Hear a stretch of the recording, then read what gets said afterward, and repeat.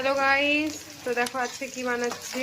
শাহি পনির, মোটামুটি সেরকম তো পারি না, আর ফ্রাইড রাইস বানাবো। তো দেখো এখানে পেঁয়াজটা ভাজা বসিয়েছি, এখানে তোমার এলাচ, দারচিনি সব দিয়ে জাস্ট পেঁয়াজটা একটু ভেজে নিচ্ছি। এখানে মশলা করে নিয়েছি, কাজু, তারপরে জিরা, আদা, রসুন, পেঁয়াজ দিয়ে মশলা করেছি। তোমরা দেখতে থাকো।